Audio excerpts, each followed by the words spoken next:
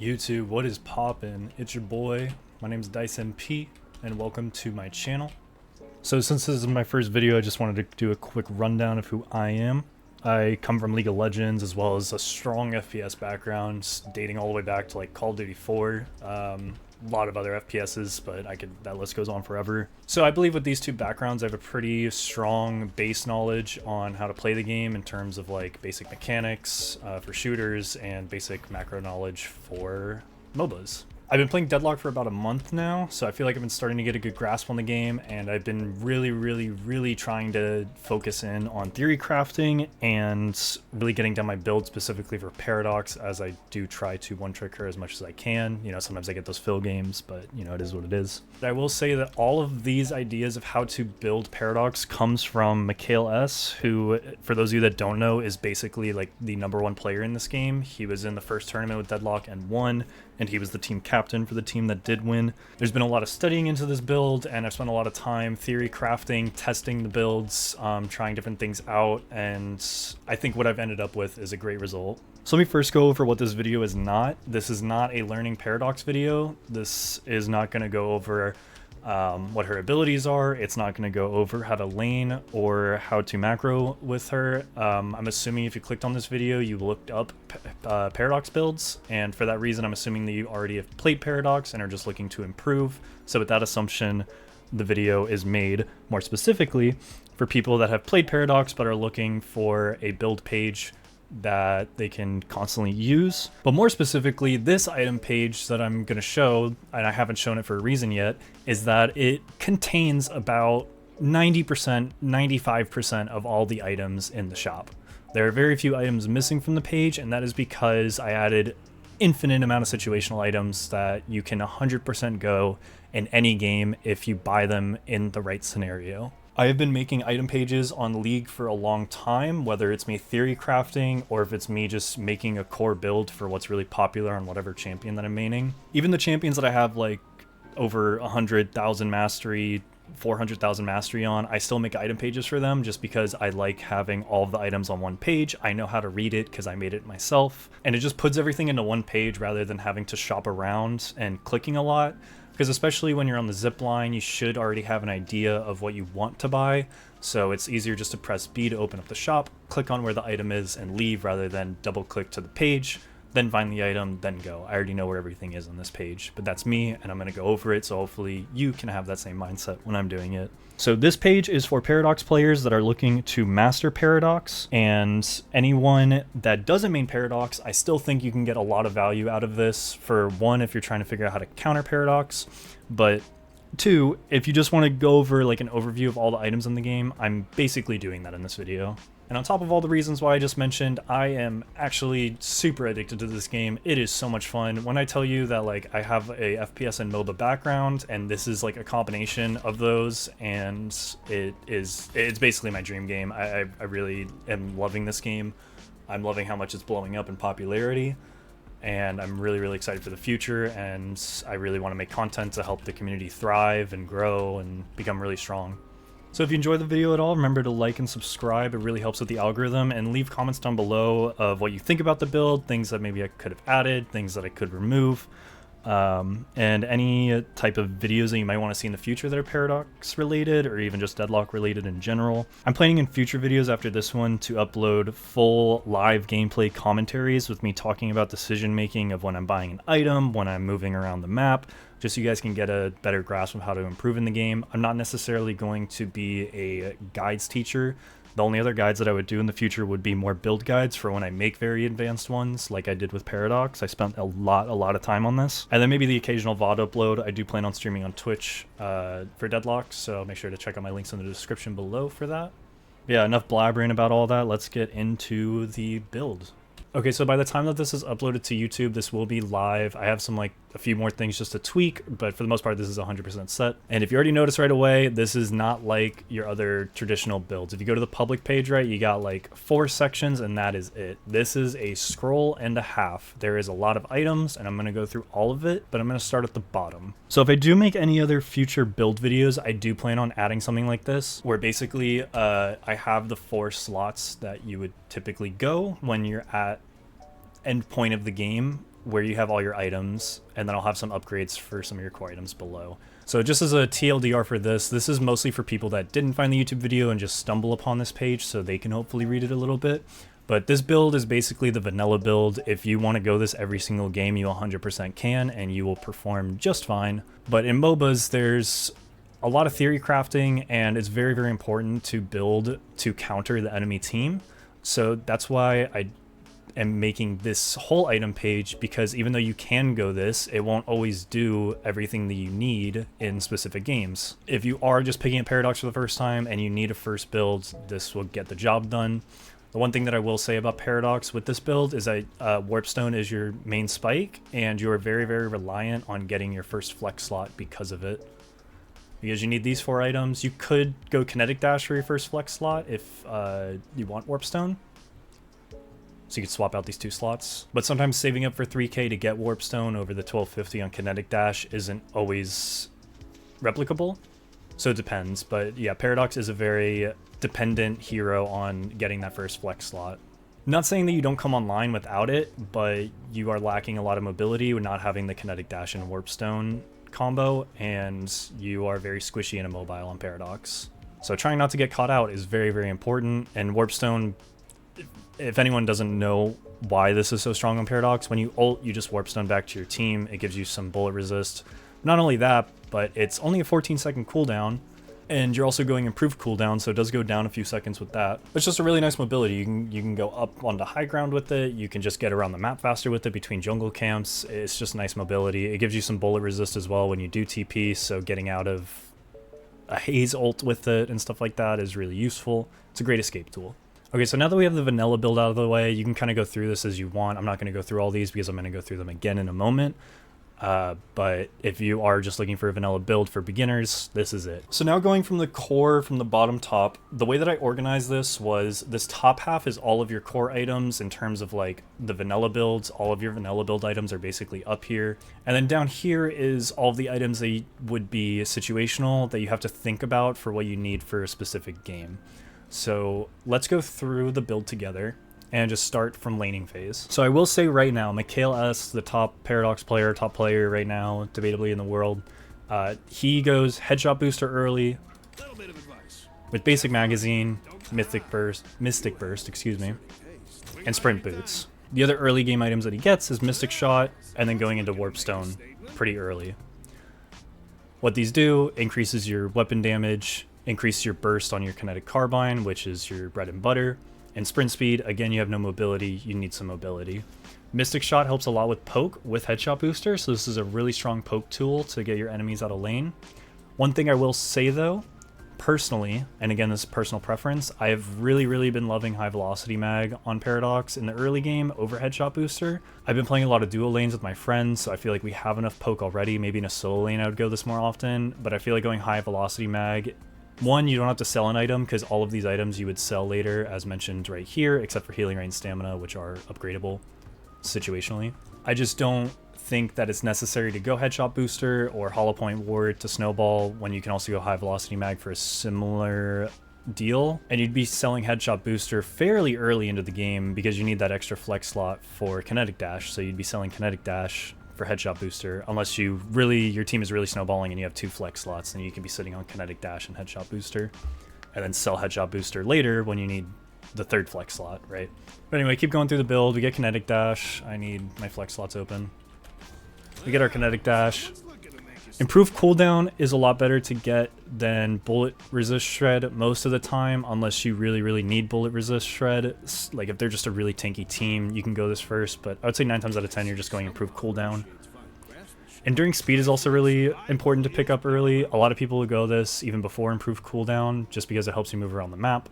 And the biggest thing is it prevents movement slows by 40%, so Kelvin is really popular and he is an S tier champ, so this will help a lot with his freeze ray that he got going on. And there's plenty of other slows in the game, but again, the mobility, just moving around the map with this is really nice. It's like getting tier 2 boots in League of Legends. Like these are your tier 1 boots, these are your tier 2. Once you get like your first item in League, you're typically looking for your tier 2 boots. That's kind of how you can think of it for you League players. I know of Dota and Smite, but I have not played those games like at all. I think I've played like one Smite game years ago, so I can't really translate this as well.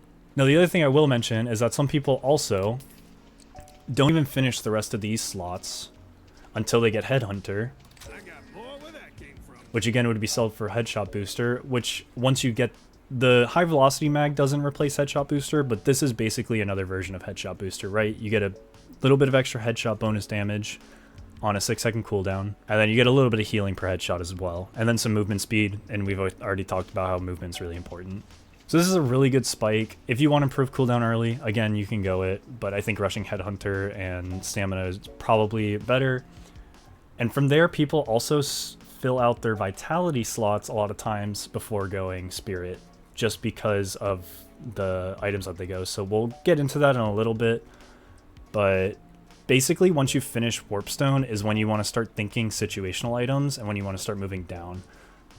I mentioned it here, start thinking about situationals below. I think once you get Warpstone is when you really want to start considering buying situationals, or at least Warpstone and getting these two. But if your brain's off and you just go these two a little bit early, it's really not that big of a deal. It's 2,500, which will set you back a little bit, but not a significant amount at this point in the game. And these are still giving you good spikes at the end of the day. The other items that you would go instead of these two is either if you're snowballing, you can go Glass Cannon, or you can go Pristine Emblem for some extra damage to be able to chunk people down to that half health mark. And that's why I have these late game DPS items up here. I have the tier 3s over here, tier 4s over here. So let's just say you're at this point in the game and you're looking at the build, right? You end up going these two. You didn't go one of these early because you don't have a flex slot, so you just had to fill out these anyway. The thing to think about now, not only is the situationals, is some of your upgrades. Notice that I have 3 upgrades here.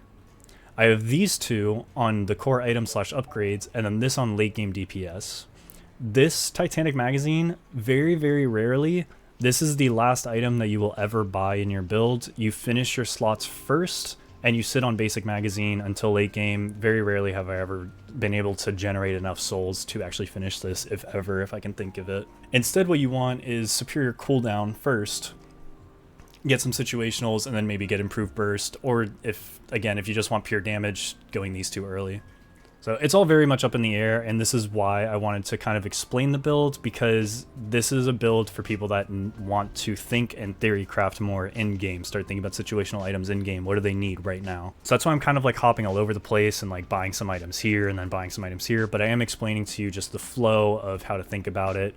And the reason why I didn't put these two over on this half in front of them because of popularity is because these are all flex items, or not flex items, is these are all slot spaces. These are all upgrades from ones that you're buying earlier, or at this point.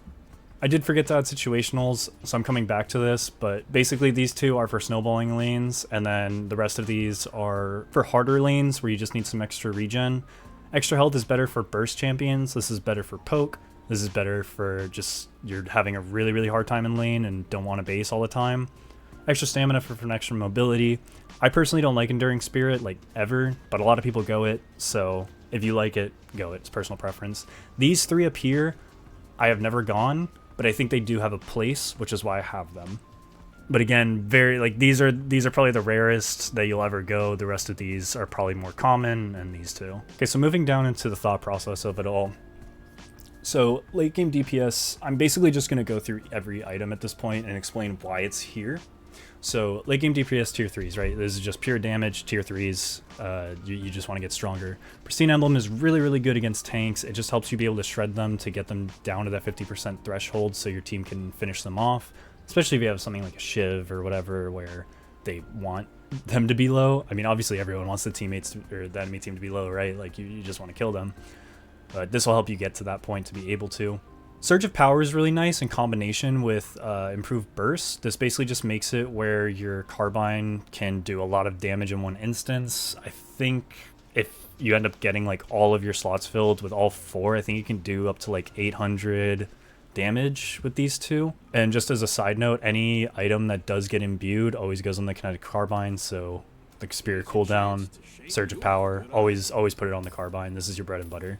Tesla bullets I still have yet to ever go on Paradox. This isn't necessarily good, and I would never ever go this. The reason why I have this here is because if I giga lose lane and I went 0-3 to 0-5 and my opponent has a 1.5 to 2k soul lead on me, this is an item that helps you farm better for an earlier spike. You could also say Ricochet, but Ricochet is way too expensive and it does not synergize with Paradox at all. But this can help you just farm up jungle camps faster, clear waves faster, and just be able to get back into the game. I'd probably sell this later on for my core items and like probably pristine emblem, etc. But this is just a really nice catch-up tool in my opinion, and it isn't too expensive. It's still a pretty good dip of money to put into for 3k, but it isn't a tier 4, which is nice. Hunter's Aura is situational for if you're playing side lane Paradox a lot, if your team is over-rotating a lot and you have to be the one to be like, okay, we have 5 people in the right side of the map and our entire side on the left is being left alone. This is when you go this. It's not ideal. Paradox is not really a split pusher, but eventually I will start going into situational builds, and one of them is a split push build. This is one of the core items for it.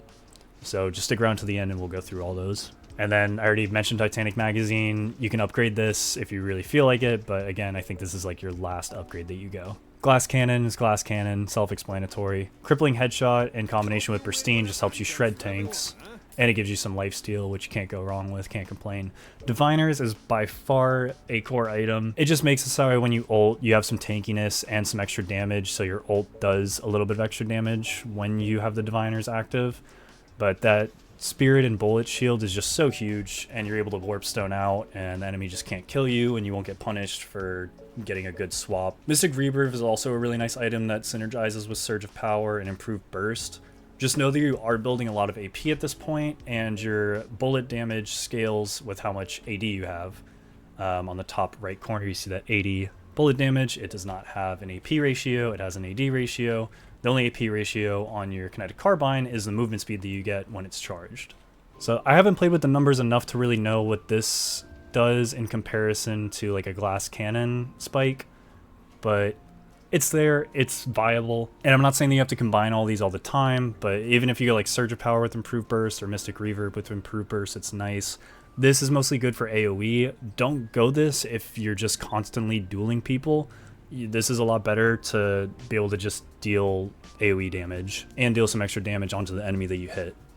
Alright, now we're moving into the actual thinking part of the build. These are all items that might not necessarily be built all the time, but have their place and are used to counter the enemy team.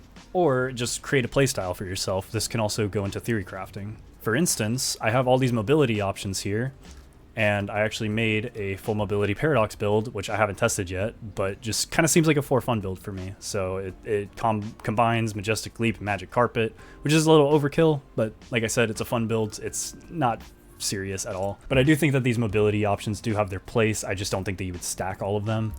Fleetfoot is really good for being able to kite, and also I forget what the actual term is in this game, but I think people are calling it like crouch gliding, basically space gliding from League. If you're able to crouch a lot and have like a lot of movement speed, you can naturally crouch without having to go down terrain or use a dash. So getting that bonus movement speed and being able to slide around, you get that infinite ammo going, you can shoot a lot more without having to reload, you have a lot less downtime. Has its place, not bad. Majestic Leap is really good for being able to get some roams off and just being able to move around the map. It's not a core item by any means. It's definitely a core item on someone like Pocket because of how it synergizes with his one ability. Magic Carpet, I think I would probably only ever go for one reason and one reason only. There probably are other instances for it, but this is my reason for having it here. If the enemy team has an Ivy and they are constantly getting every single urn by just flying their teammates across the map, this is your counter to that. Obviously, showing up for the team fight to stop the urn is also another way to do that, but if you think that you're able to sneak the urn without the enemy team punishing you super quick, I think this is a really, really good option just to basically do what the Ivy's doing for their team. Phantom Strike is really interesting. It gives you a lot of stats that you like. You get bullet resist, you get weapon damage. The one thing that's weird about it is that you aren't someone that really likes getting in people's faces, right? But I have seen this on Paradox, and it does work because it just catches them off guard, and it deals damage on a point and click. 213, mind you. That's not bad. So it disarms them and slows them, so even though you are getting in their face, they can't do anything against it, and they're slowed, so you're a lot more guaranteed to hit your shots. So you can Phantom Strike in, Warp Stone out, and then swap them, or just swap them in melee range too. It really doesn't matter, but this item does have its place, just much more of a rare pick, kind of more of a for fun build, you're kind of ahead type of deal. You're looking to end the game at this point if you're buying this. Now silences, some of these different sections I put down like this item is core, like Curse core, Combat Barrier core, Fortitude and Inhibitor core. It basically means that these are your preferred items from this section, but you can still go all of them. So Curse is your core because this item is busted. It interrupts, silence, disarms, no item usage, so they can't warp stone out if they have it, or go unstoppable, whatever the case may be. If you can go this item every game, go it, but there are other times where you might need slowing hex. All of these are basically just cheaper spikes that do Curse's job just a little bit worse. So slowing hex does silence people, but it's just their movement based items and abilities. So this is just slowing people. It plays a lot into Paradox's build of slowing people, so it's not that bad, especially for 1250 versus these two being 3k and then this of course being 63. Silence Glyph is probably the preferred option in terms of like a cheaper version of Curse, but man, is this really, really strong. Now Knockdown is for people that are flying a lot or 7 ult. It's probably the best item in the game for 7 ult. 7s are starting to realize how to counter it, but nonetheless, it's still a good item for any flying character or a 7 ult. And if 7 ult is using his actives to counter this, that either allows the rest of your team, who hopefully you have like either a Lash or a Bebop to hook them out of the sky. So hopefully you can bait out his active with this item, so that way your teammates can follow up. Or if they have another knockdown themselves. Hopefully you guys don't stack it.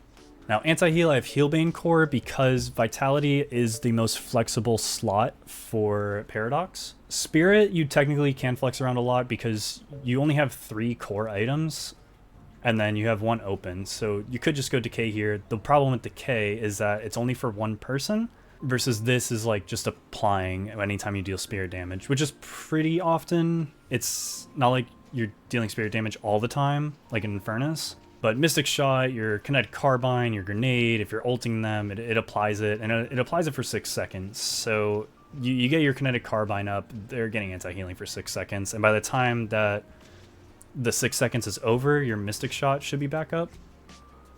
Yeah, this is a 5-second cooldown, so you're going to reapply it before it ends. Now, Toxic Bullets is probably the best one of these 3 for multiple reasons. 1, it's a 3000 item versus 1250, but 2, it does the most amount of healing reduction, 65% compared to 50 and 40. And it bleeds them and takes a percentage of their current health. The problem with this for Paradox compared to Healbane and then of course Decay, what we talked about, is that you already go a lot of weapon items. It's really hard to fit this in. The only time that I would go this over Healbane 100%, where like I know that I just need to have a flex slot for Toxic Bullets this game, is if they have a lot of built-in healing into their champion's kit on the enemy team. So Infernus, I think Abrams has some built-in healing. I know Mo and Krill does. Slash has a little bit on his whip. Stuff like that. And plus if they are building healing on top of it, especially if they get Healing Booster. If they have Healing Booster, 15% of your healing reduction is not being applied. 15% from 40 is terrible. 15% from 65, you're still applying 50. This is still more valuable than, or just as valuable as Decay, if not more, because you can just apply it instantly. The bleed is longer. So it goes up in value a lot if they're building Healing Booster. Now for defensives, I have Combat Barrier core, and the reason why is because of the passive giving you weapon damage while shielded and fire rate while shielded, and then obviously of course the bonus shield. That's what you buy, right, is the bonus shield. Like I mentioned before, and I will probably keep repeating this, you are immobile and squishy. So getting some extra tankiness is really nice, and again, you're building a weapon damage build, so getting that weapon damage while shielded is really nice. But if you just need flat bullet armor, you know, that can be better over Combat Barrier, or you can just stack both if they're just heavy AD. Now, Enchanter's Barrier, you probably wouldn't prefer. I think improved Spirit Armor is probably better than this because of the passive giving you Spirit Power while shielded. The cooldown reduction is really, really nice for you, but the Spirit Power isn't as nice. It still helps with all your abilities, but again, you're mostly trying to DPS with your gun, so that's why this is stronger. But this still has its place. If you want a Spirit Shield, this is still very, very strong, just not as effective. The other thing to note is that shields in this game do not take into account your resistances. So if you do go Combat Barrier with improved bullet, this 450 armor shield that I have is 450 flat. It is not 450 taking into account the 45% bullet resist. If someone hits me with 450 damage, that's it. They don't have to hit me with 800 to get this. Just for those of you that didn't know how shields work. because I literally didn't know until like a week ago. Now for sustain options, I have Fortitude as an inhibitor as core. The reason why I don't have it first is just because these are just in order of money. There's actually two sections to the sustain. There's the flat ones and then the active items, which I'll go into in a second. And this is when I'm going to start bringing up playstyles for Paradox. So bullet lifesteal is just nice for some extra lifesteal, right? You're going a weapon build, you can't go wrong with it. You do not prefer spirit lifesteal by any means, because all your spirit comes from your abilities, which if you're trying to get lifesteal, your abilities have long cooldowns. Maybe not in the late game, but still you aren't dealing significant, consistent enough spirit damage to go spirit lifesteal. So bullet lifesteal is preferred. So Fortitude is really, really nice on Paradox, because for those of you that come from League, this is basically Warmog's armor. It helps you stay on the map a lot longer without having a base or popping like something like, you know, healing right. Just lets you stay on the map. And although your grenade is really good for jungle camps, you still aren't that efficient at doing jungle camps.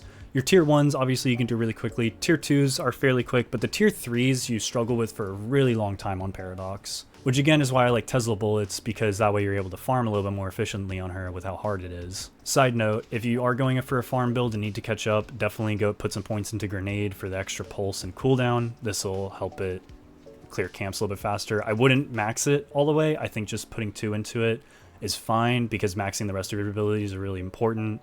And putting 8 into grenade is a lot to pass up on for the rest of these abilities. But anyway, enough about the farm build. Going back to this, since you do not farm that efficiently, you take a lot more damage from the camps. So imagine you just did a tier 3 camp, and now you have to base because you're really low. Maybe you didn't kite it out properly, or like play line of sights with the camps. So Fortitude just allows you to be able to stay on the map longer for multiple reasons. The number one purpose I have found is farming, because I struggled a lot to do jungle camps.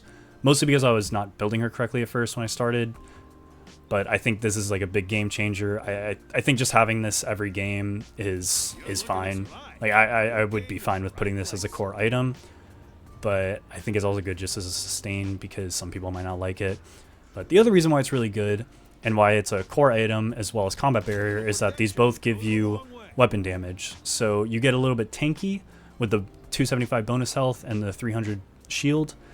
But now you're dealing 53% weapon damage when you're full HP and have your shield.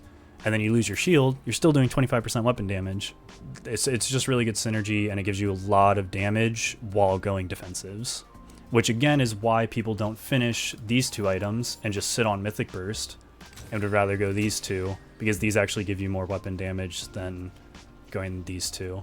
Again, if you need bullet resist shred, though, go bullet resist shred. An inhibitor is just really good because when you ult someone, you can shoot them and continue to slow them so they can't just escape your ult. The other reason is that if they try to fight you, it's a really, really strong tool for dueling and also just team fights in general. If you swap a target and they try fighting your team, and maybe you swap them into a teammate that's relatively low and they see that, they're trying to chase them, they're going to be doing less damage, they aren't going to get that pick. And this is your preferred item for movement slow. I'll go into those later, but you can see it down here. I have Mystic Slow. This is just a preferred item for movement slow because, again, Vitality is your most flexible slot. So most games you'd have these two, and then you'd either flex in Heal Pain if you need the Anti-Heal, or Inhibitor.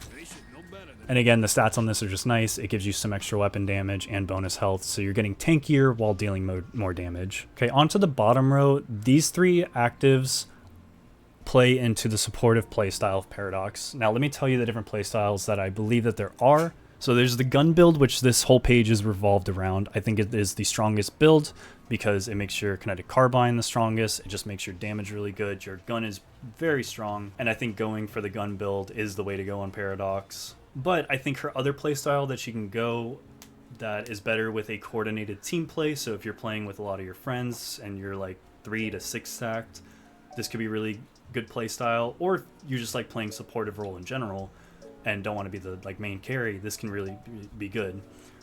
So Divine Barrier is really nice to give someone a quick shield and movement speed if they're getting like Wraith ulted, for instance, or Mo and Krill ulted, or not even just ulted. If they're about to die, you give them a quick shield, they can run away and live. You can also apply this to yourself, obviously, All these you can apply to yourself, but again, you're going for support, so this is for yourself and for your team. Now, Health Nova is basically a cheaper version of Fortitude. This is the thing that lets you stay on the map longer and lets you do jungle camps, as we spoke with Fortitude. But again, it's also healing your allies. It's a little bit better than Healing Rate. Healing Rate is definitely for struggling lanes. If you got through laning phase just fine, but you're moving into the support build, go Health Nova. If you did go Healing Rate, don't go Health Nova. Just get Divine Barrier and Restorative Locket, which is the next item. So anytime someone uses an ability near you, you get a stack of Restoration Stack. So once you get 15, you get the max amount of healing that you can get from this, and you get an extra stamina point. And again, this can be used on an ally or yourself. And this with Health Nova, again, is basically a cheaper, it's 500 less than Fortitude, but it does the same job of allowing you to stay on the map to do jungle camps or just be able to rotate without having a full base. You can just pop this on yourself in between walking to a gank or whatever, or in between jungle camps and your solid. You're getting that same type of passive. The one thing you are missing out on though is that extra damage. You get 10% from this and some spirit powers from this, so you are getting some damage, but you aren't getting that 25% damage increase, which is situational because once you get below a threshold, it loses this 10% you always have. So it's a give and take. Okay, now Get Out of Jail. This is probably the most important part of the build in terms of thinking about what you need for a specific game. Obviously, these are important. Like if you need Antiheal, buy Antiheal.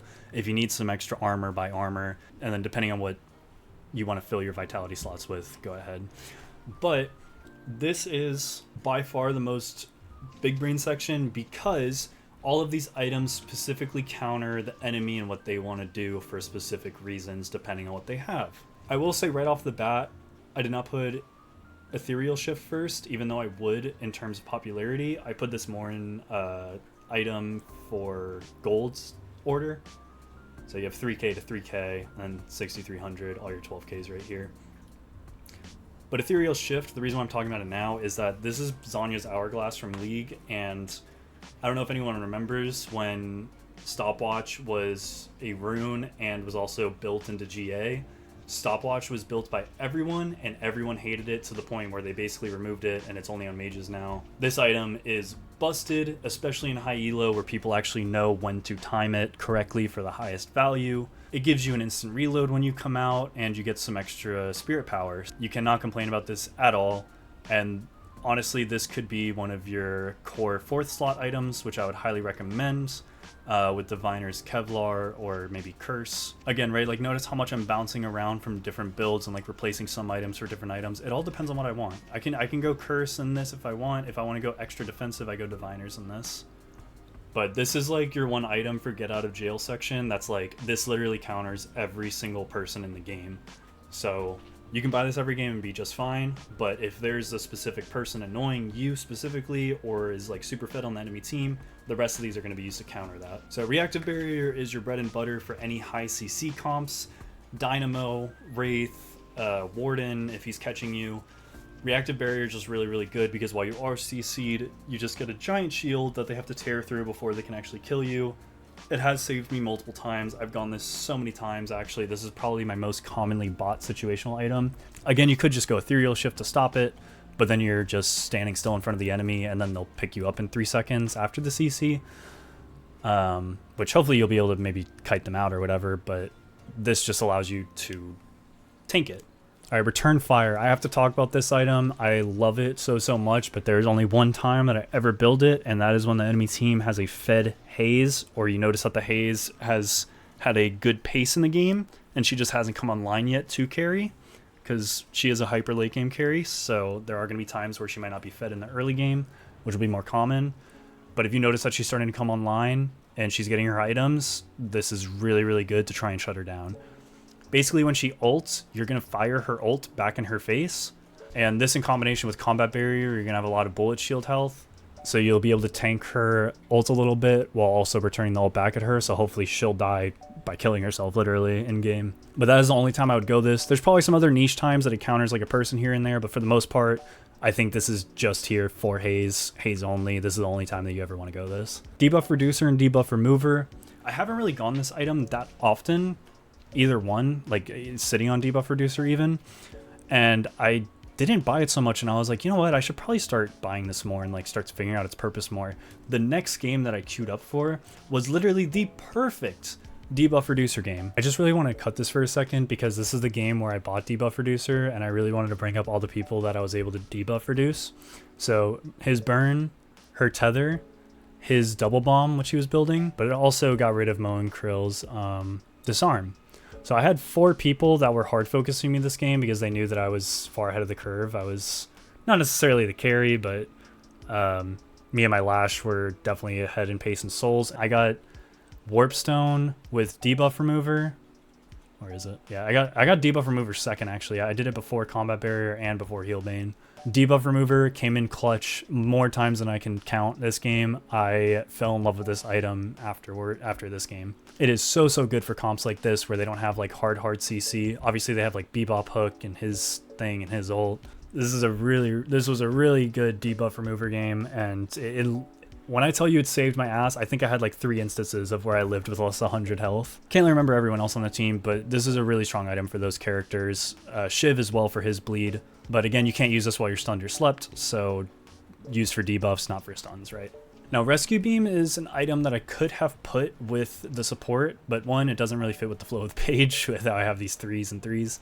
But 2, it's definitely more of a get out of jail, but for a teammate. You can heal a teammate from really far away, which is the same as Health Nova, but the difference is if they get caught out, you can pull them to you. So it's really strong to be able to get a teammate out of a sticky situation. This with Divine Barrier or Health Nova, you definitely don't, like, 1, you're going Warpstone, so you can only go 2 more actives, but you don't want to stack too many, right? So I think going, like, only 2 of these 4 support items are fine. 1 can be fine as well, but if you're really trying to play the support build, I think 2 is good. I still haven't gone Rescue Beam because I don't play the support builds, but play around with it.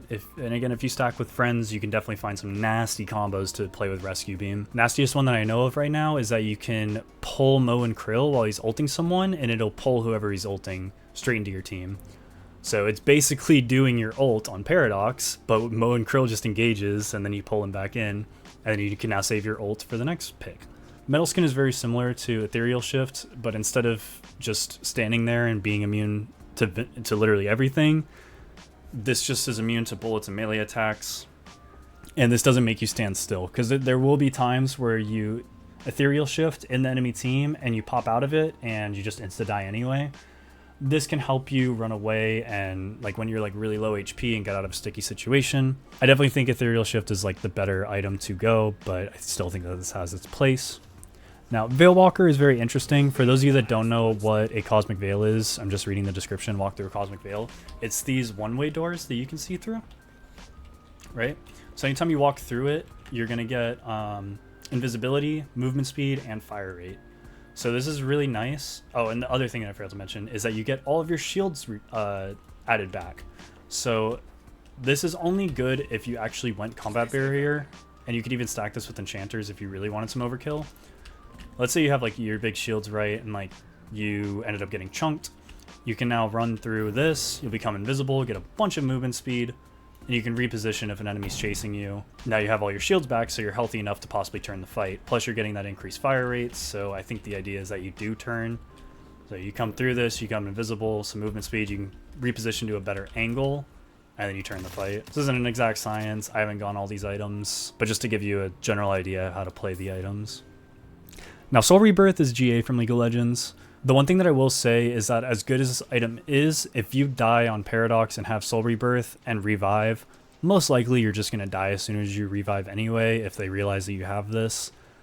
You don't have enough lifesteal in your kit to get back to enough HP, nor do you have enough in your kit to fight them when you are at half HP. You're probably just going to get one shot anyway. But if you're positioning really well and you end up just getting sniped from a long-range Vindicta, and Soul Rebirth can be like really good just because of the way that the fights are being played out. But if you're getting caught out a lot of the times and they're engaging on you, you definitely don't want this. But the biggest thing that I've started to notice with Soul Rebirth for people who favor it is people who have a lot of healing, like Infernus or 7, because they revive with 50% health. Oh, Pocket is disgusting with this, by the way. You revive with 50% health, you drop your combo, and your abilities with some of these carries is you literally sustain back to full HP off of like one rotation. Maybe not even one rotation, just one specific spell, depending on how strong you are. So I think this is a lot stronger on people who are either tankier or have self-sustain. I don't think a squishy immobile person should be going this. But again, it gives you cooldown reduction, it gives you weapon damage, it gives you spirit power. Cannot go wrong with this item. It has its place. I'm just not a huge fan of it on Paradox, but I still think it has its place for sure. Now Unstoppable, I think this item is becoming more and more popular on just about everyone. So a lot of the meta items that are starting to come out in high MMR lobbies from what I've seen from Twitch stream is Unstoppable, Ethereal Shift, and Curse. And the reason why Unstoppable is so good is because of Curse becoming so popular. So let's say that you ult someone into the team and you want to Warp Stone out, but the enemy team that you just ulted into just immediately CCs you and you can't use your Warp Stone anymore. Oh no, and you just insta-die. Well, you can pop Unstoppable. Let me get my cooldowns really quick. You can pop Unstoppable right before ulting,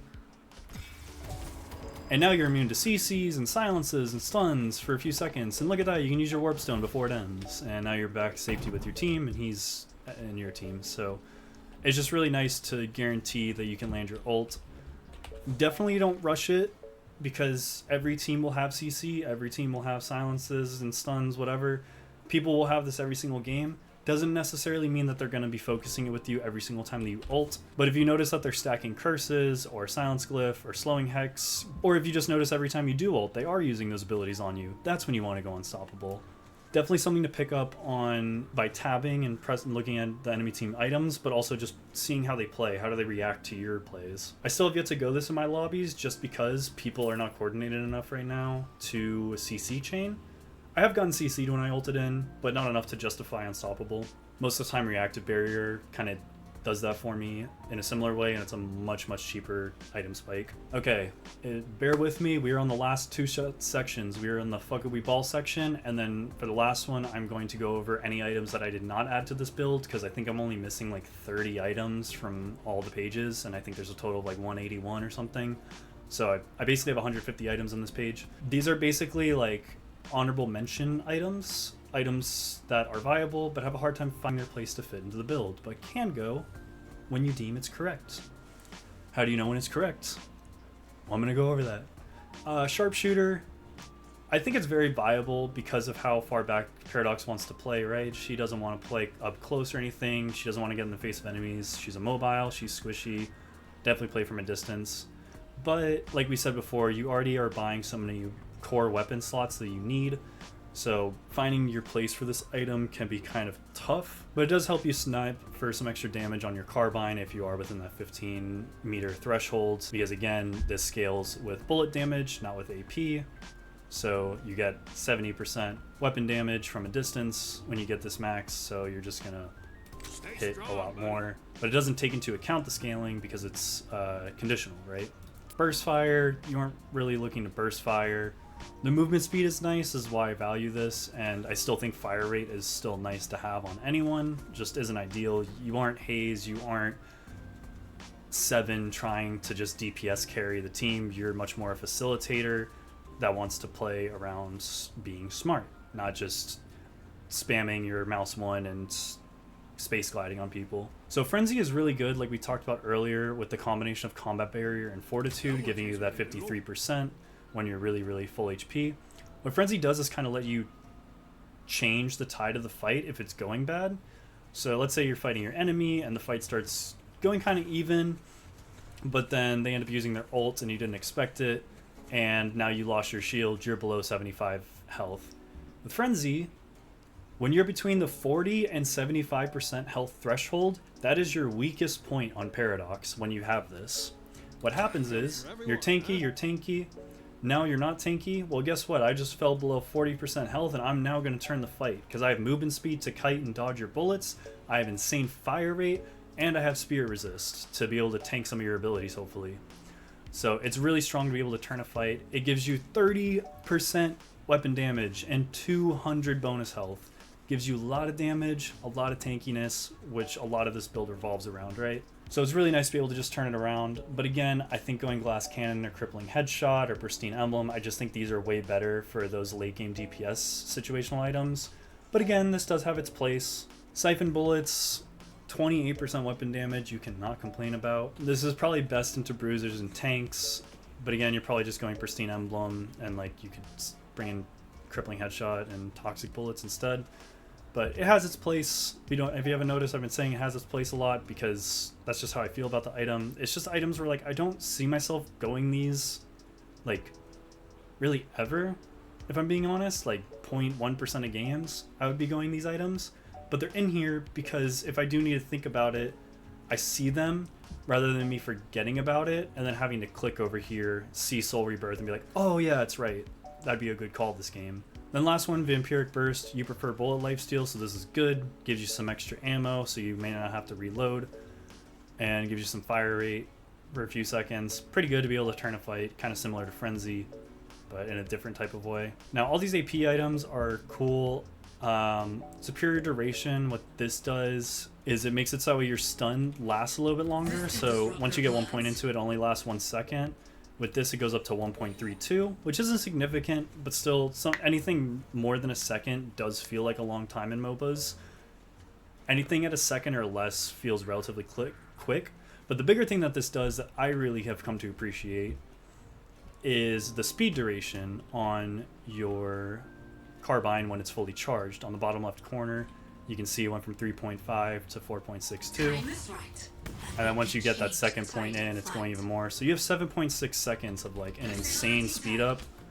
So you're really able to guarantee, like, say a Wraith TP'd away from you, you have a lot longer to be able to chase her with that bonus movement speed and Warp Stone to gap close.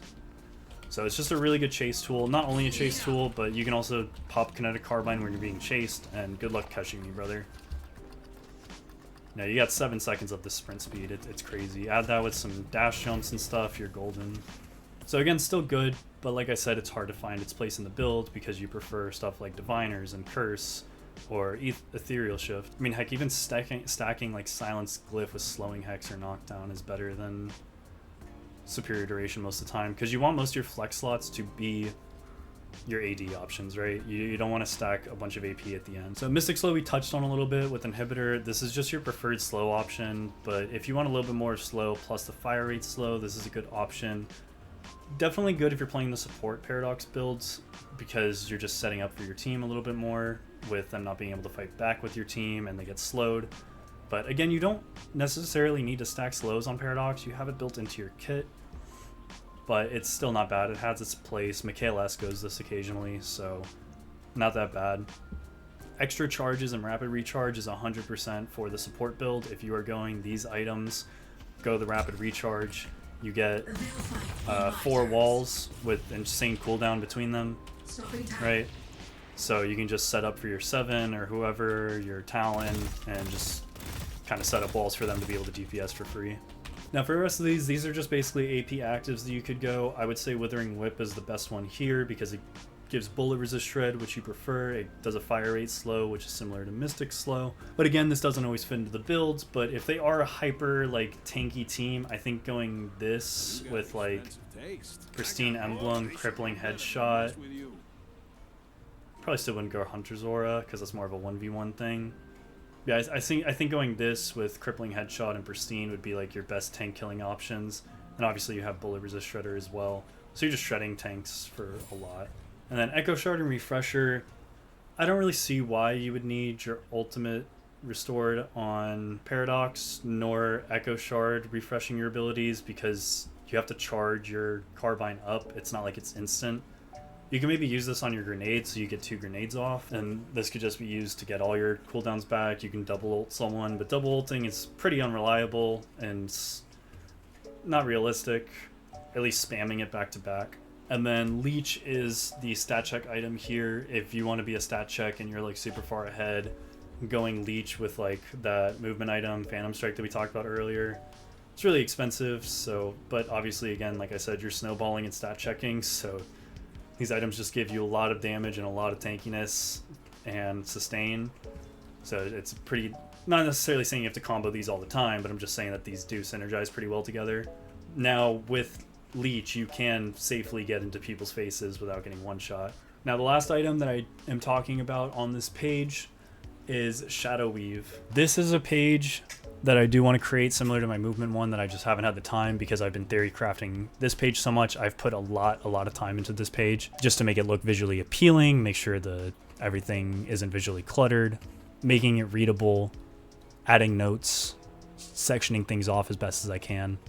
But I do want to make this build, which is a split push Paradox build. Now, split pushing isn't the best on Paradox because you aren't a hyper carry, so you don't melt towers like an Infernus does, or a 7, or a Wraith. But what this does for you in the side lane is it turns you from a half DPS, half assassin, half support character into full assassin Paradox, which I think sounds really cool.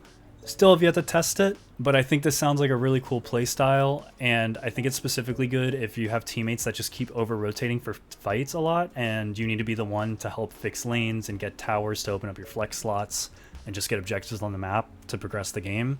I mean, if you don't have a strong split pusher on your team, like a Haze to split push, you can take over that job. Just tell your team, like, hey, I'm going to be split pushing this game. I want to be the split pusher. And start building toward this. Shadow Weave is by far the core item behind this idea. So what this does is you become stealth for a few seconds, you get movement speed, and then when you come out of stealth, you get fire rate and a bunch of spirit power. So the reason why I mentioned earlier the split push build with Hunter's Aura is because you are now playing an assassin playstyle. And so most likely you'll be looking for more 1v1s, so you'll actually be getting the full value from this item, which is that 30% bullet resist and that 30% fire rate slow. Just as like a quick rundown of how like it would kind of go. You know, let's say this is a lane, you just shove the lane, whatever. You now go into like a cheeky corner, but you can basically just hide like up on a rooftop or whatever until someone shows on the map that is picking up the wave that you just pushed. As soon as you see someone on your mini map is picking up that wave, that's when you're like, all right, time to go. Now you do have to be wary, know where everyone is on the map. Do not immediately just see one person and go for this, because again, you're looking for duels. But if you notice that there are 4 people on one side of the map, one person split pushing another lane, and there's one person picking up the wave that you're going on, pop this, and the best part about it, you don't leave stealth for charging up your kinetic carbine. Versus, if I throw my grenade or shoot, I will leave the stealth right now. So I can set up my carbine for free, and I have improved movement speed, plus the movement speed for this. Now I wouldn't warp stone because that takes me out of invisibility, but you're starting to get the idea. You're able to position yourself very easily with this item to set up for a quick ambush, like it says, and just absolutely demolish someone in a 1v1. They'll have so much bullet resist shred. You're gonna have so much damage and fire rate from this, and the whole idea is that you're gonna like one combo someone, right? Because the one thing that I thought about with this was, oh, this gives you spirit power and not, you know, weapon damage, which kind of sucks. But it does in a way, right? It gives you that it gives you the fire rate instead. And the reason why I do value this and think it's still good with the ambush spirit power is that it's empowering your Q as well as your swap damage. And if you're 1v1ing anyone, you're going to be swapping them. So I pop the invis, charge the carbine, all this bonus movement speed, I can really position myself to get a cheeky angle where I'm safe. And boom. He dead like that. Granted, it's a bot that's level 1 with no items, but you're seeing the idea. And those are kind of like the 3 ways that I see building Paradox. Traditional gun build, combat barrier with fortitude gives you some extra weapon damage and tankiness and survivability that you need since you're very immobile.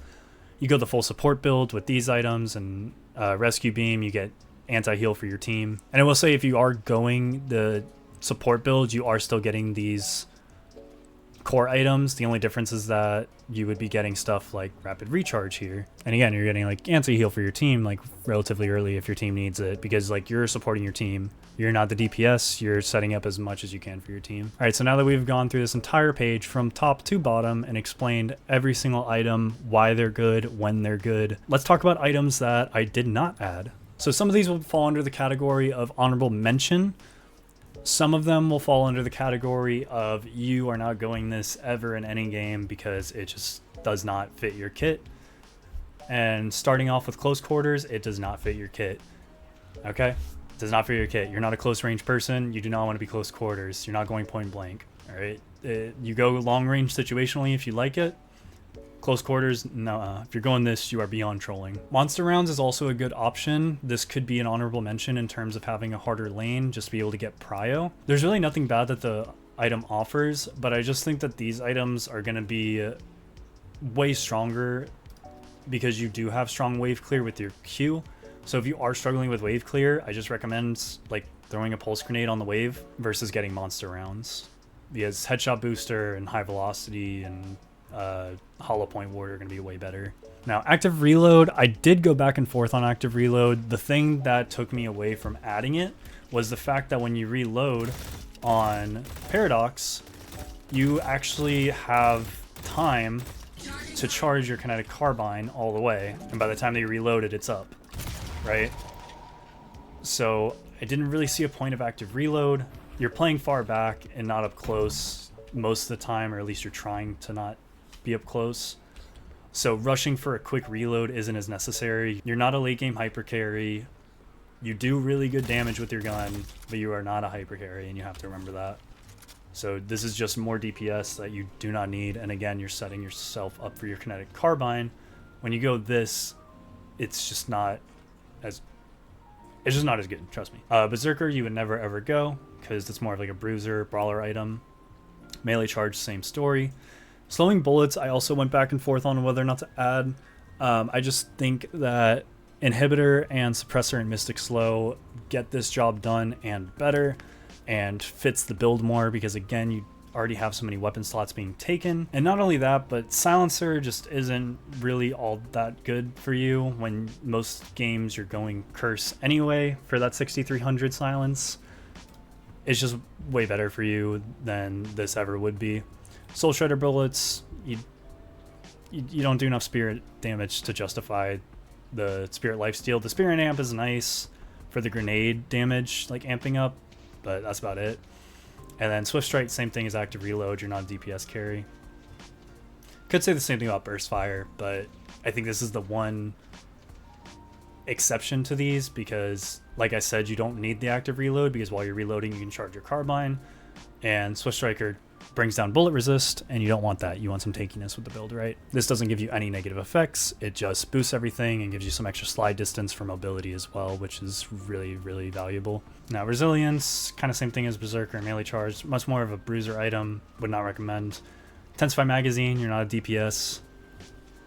These two items, just don't go them. Like, you could maybe fit this in with the split push builds for extra minion damage, so that way you could take towers a little bit faster. But the active is for you and nearby allies, so you can also fit it into the support build if you want, but I don't know. I just don't think this item's that worth it. Maybe if people start going it and I really start seeing the value of it, then I'd add it to the build.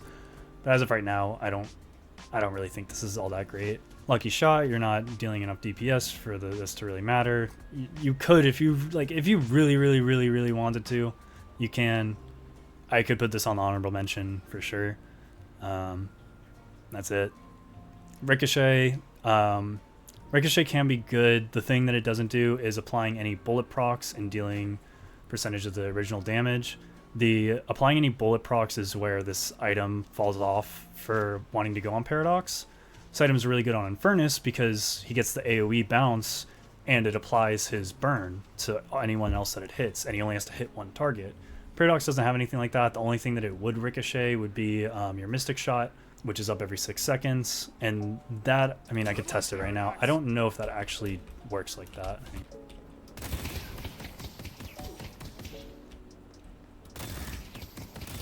Okay, I just tested really quick. It does not proc with Mystic Shot, so yeah, definitely not going Ricochet. Spiritual Overflow doesn't really make sense. I think this item is really good on someone like Vindicta, who's shooting a lot and wants that extra spirit power while shooting. You don't really get anything from getting extra spirit power from this. Like, yeah, when your cooldowns come back up, you'll have a little bit more damage on your swap and your grenade. That's it. So it just doesn't really make sense. And then we already talked about Silencer. Vitality, you basically have every item here. The only ones that you don't are Life Strike, which is pretty self-explanatory. You aren't melee. Healing Booster you don't go because you don't get enough healing in your kit. Spirit Lifesteal you don't go because you don't Spirit Lifesteal. And Colossus is another tank item, and it increases your model size by 20%. You do not want to be bigger as Paradox. You want to be slippery and get in and out of sticky situations. All right, and the last page, I will say honorable mention is Extra Spirit, Improved Spirit, Boundless Spirit. This is really good if you plan on going a mage build with your grenade. Problem with it is that the grenade is not reliable damage. It just doesn't...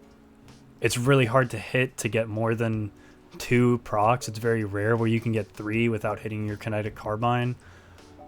But if you are going for a grenade build and just like power farming with it, I think this would be really good. So it's a good honorable mention. Infuser you don't want to go because of, again, the spirit power that you get is just empowering your ult. Because like, look, you only get AP ratios on this, on the bonus speed, and on your pulse damage from the grenade. So you don't benefit from the spirit power as much as you think.